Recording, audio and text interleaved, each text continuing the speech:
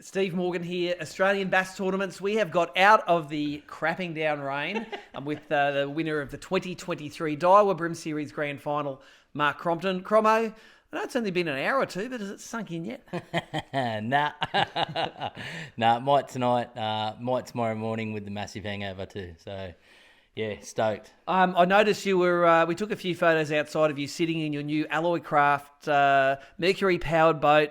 You just ironed it off, going, "This would be a little sled, mate. I might register this and go for a ride." Yeah, I want to slip around a few corners down the local. So, I'm going to register it. I'm going to take it for a drive. I'm going to set it right up. So, I'm going to create like a fully 100% chromo ready tournament boat. So that's what I'm thinking. And then, someone out there might be looking at getting into the tournaments, and it'd be a perfect setup to roll straight into it. So.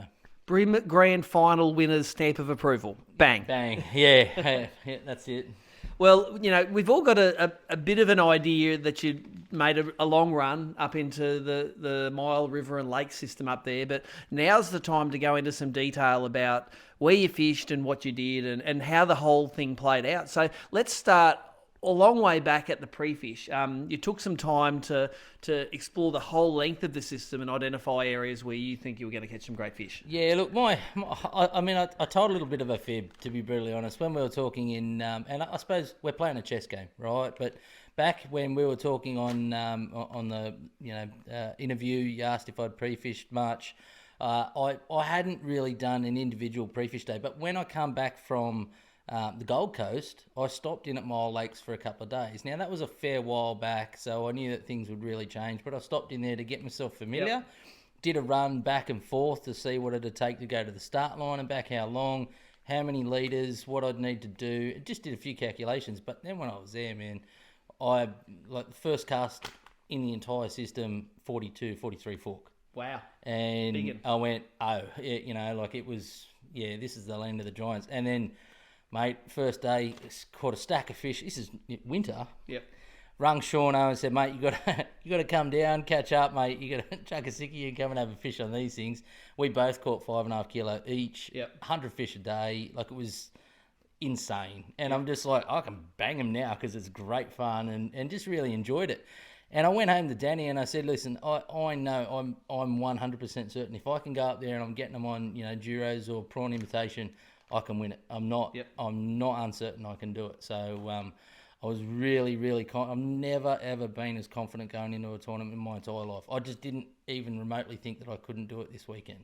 I remember we were talking on the practice day because I'd been trying to crack that lake and I could not catch them like you were catching them, to the point where I wasn't even going to go there. So I can catch bigger fish elsewhere in the system. And you were like saying, yeah, but you can catch 4 kilos, can't you? I was like, no, or maybe for 10 fish, but not for 5 fish. I was 100% certain I would get a 4 kilo limit, like at least one or two of the days. So I came close to that on the second day, but on the first day, I was always going to strike while the iron was hot and hit it as hard as I could on the first day. The funny thing is, though, I didn't actually fish up the top lake much.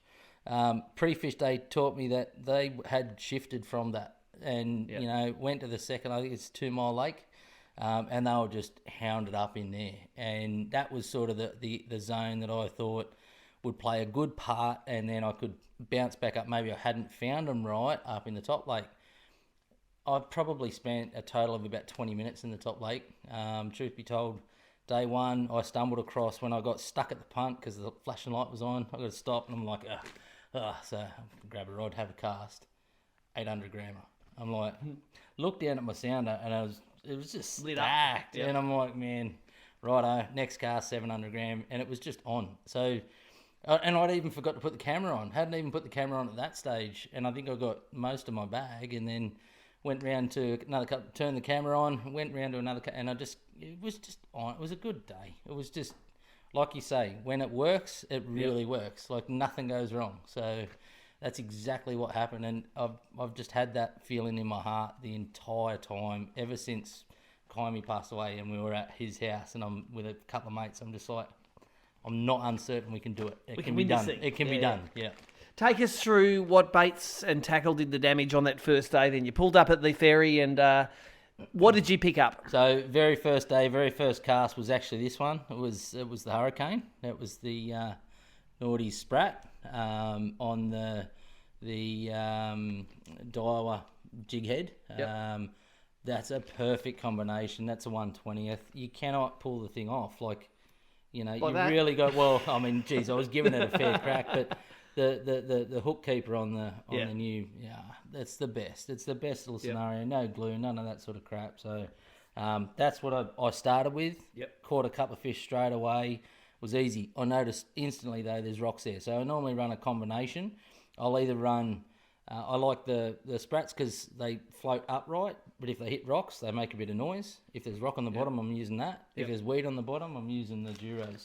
Yep. So the Duro will actually sink tail first because they've got a bit of impregnated weight in them, and these lures actually do sink, you know. So I like it when they just sit on top of the weed, then you don't get the weed snagged on the lure when you flick it off. So. And do you use a jig head with that or a hidden weight? Look, that's just the old 1/28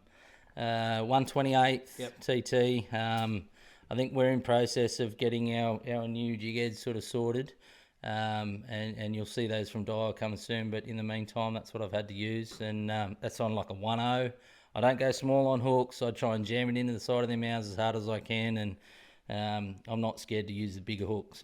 So all of the sprats, duros, etc. You fish on this rod. Is this the Cromo flats rod? This is the rod that I'd sort of pushed forward to the boys and said, you know, we can build something like that. I want it stiff. I want it long. I want it, you know, like all the boys do. And, that's for me. Hey, like I really love that rod. AGS guides, everything about it says sing them a long way, and you can feel them, you know. A light touch from a big distance. And a lot of those fish, once you get that big punch out there, they hit it. That's when they're going to hit it with the big distance. The line on that one too, big player. That's the new expedition, mate. That's basically what we've done with the old Evo 8, rebuilt in a better construction with the coating on the outside. Yeah, it is. It's fine and smooth, isn't it? Yeah, it is. It is. It's when Evo 8 went, I went, no, and then when Tom said, yeah, don't worry about it, it's coming. Coming back. So and the burnt orange, I like it. I actually like that better than the green. All right. So you dropped nearly 5 kilos on the scales on day one, had a massive lead over the rest of the field. So, I actually was pretty happy with how everyone's etiquette was on day two, because you didn't have a massive boats all pile into where the rod was bent. Mate, and I make no apology either. I did put a post on Facebook, and I'd said to everybody, you know, I really want this. I've spent a lot of time in history's past and done right by everybody that's been leading in front of me. Yep. I'd love the same respect back that I've given everybody else. I make no apology for that. And you got it. Yeah, and I did. And the guys really did abide by, or not abide by that, but they just, I guess it was just a way of them proving that they're gentlemen, right? Like, so thank you very much to all the competitors for that. I really, really appreciate that. And it goes a long way. So take us through day two. Well, Not even on day one. The rest of my bag ended up coming on the Eco. So the Aqua. Mate, once I'd got my couple of fish, and you'll see it on a few of the snippets, mate, that thing, I was boning fish on that. That was all the bigger fish, and all my upgrades come on the Aqua. Yep. Right in close on a massive big 1/0 offset hook, and just slamming them home. That rod is the Battler as well, 7.4, I want to say 7.4 LFS, and you see I've tapered down the butt there so it fits in my rod holders on my boat. So very customised and specific to how I like to use the rod, and I love that thing. It's just a heavy backbone. You notice my rods are just not light. Everything's hard. Technical question: how do you shape the cork like that? In a lathe at home. I've got a rod lathe, and just spun it up in the rod lathe. Yeah. I was thinking it was going to be a manual sort of job. Jamming in the drill, hold your toe on it, and a bit of sandpaper. No, it was just a rod lathe, and easy little process. If you're not happy with those handles, it's really easy to do, and I love that rod now. And that was matched with the Sol. Yeah, the Sol 3000, that one. So heavy crank. You know, you can good peripheral vision on the big handle, and you can just grab it and just winch them out. I think it's 5 pound finesse fluoro. That stuff's built as a finesse straight through, but it's the best leader I've ever used. You love it. Hands down. 5 pound will winch. So, yeah, that's gold. So, take us through day 2. We did the big long run up again. And how long does it take to get to the ferry, for instance? It's about an hour and 25, hour and a half to the ferry. Yep, so that's 3 hours out of your fishing day before you start. Day, so you've only got 4 hours to get your fish. My balls were on the line every single day. So, and then I guess, day 2, I'm just trying to remember now. Day 2 was a much similar start, and I went back to a few of the same spots to upgrade with the aqua, and it worked. Those spots. Then I come back to the ferry again at the end of the day, and I'm like, I had a 26 tipper that died, 26 forker that died in the well. So I'm like, geez, I really got to do something there and get that exchange. So luckily enough, went back to the punt and got a 38 forker. That's a decent upgrade. Prayers to Kimey, mate. I'm standing there going, mate, I need something to help. Decent upgrade. Yes, it was awesome. So that's a 26. That's like a 350 grammer for about a 1.2 kilo. Yeah. 900 gram upgrade. Boom. Day 3, you went out there. You had about a 2.7. What was it? 2.7. 2.48 a second, I think. Yep. 2.5 kilo lead. So, I think I told you this morning, I said, you put 5 of any size in the box, someone's going to have to catch 4.5 kilos to catch you. And no one else had caught over 3.8 the whole event. So how long did it take to get it done on day 3? It did not take long at all. It literally took 6 casts. As soon as I pulled up, 6 casts, and I had my 5 At the ferry? fish. At the ferry. And then 7th cast, upgrade. 8th cast, upgrade. 9th cast.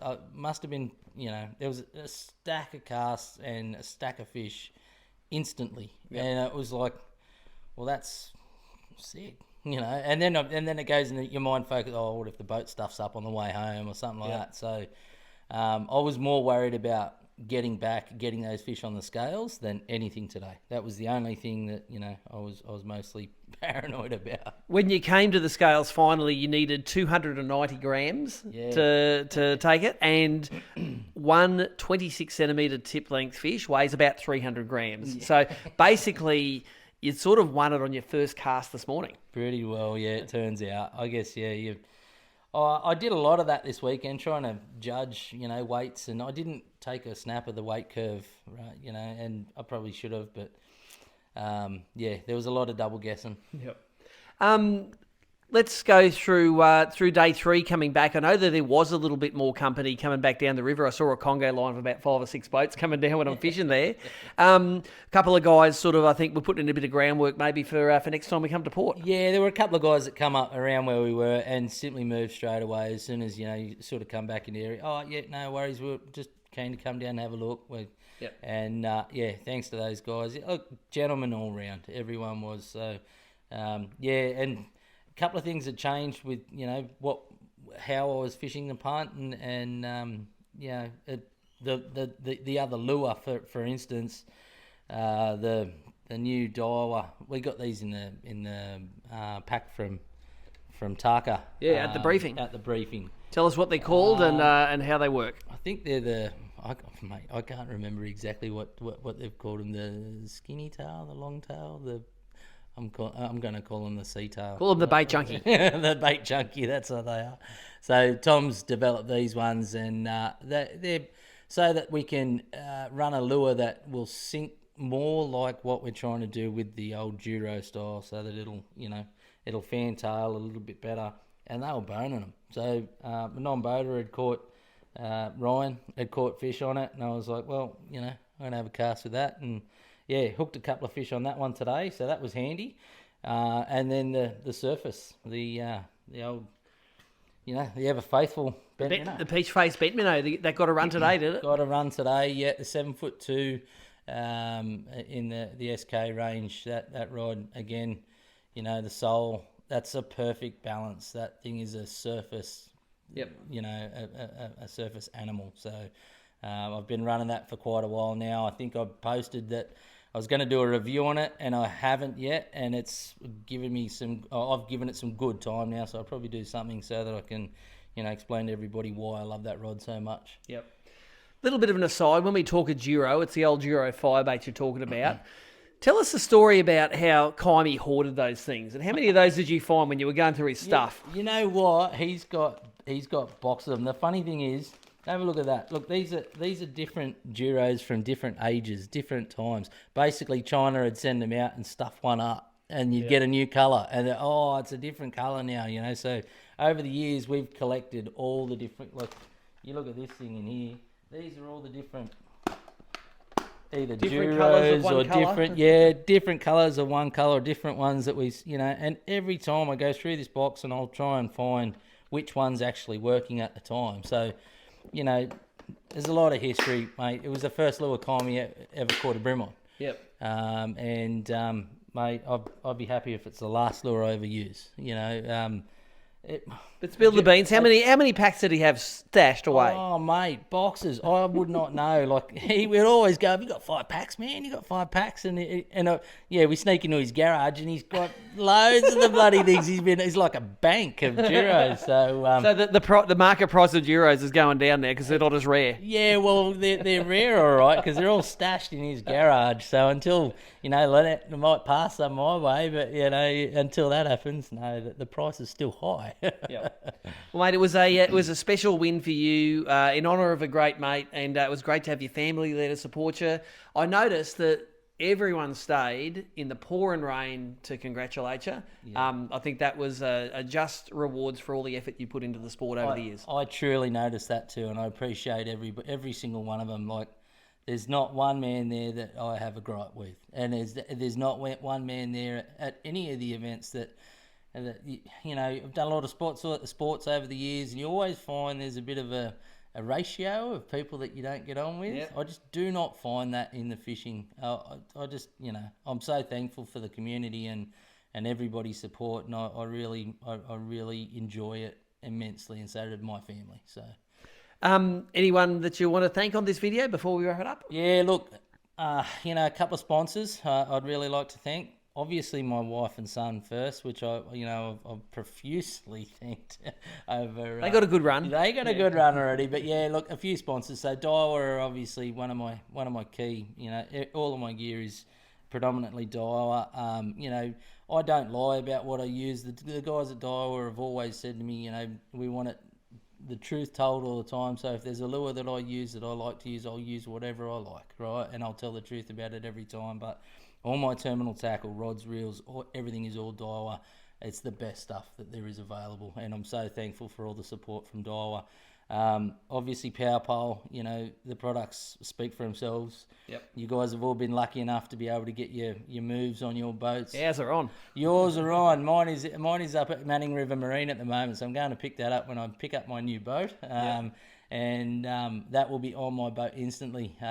Just ran out of time to get it installed, but yeah, my power poles played a massive part this weekend, and we might go out and run out and do the old power pole down, trophies up. I might try and squeeze one of those in. So yeah, you know, those guys have been great.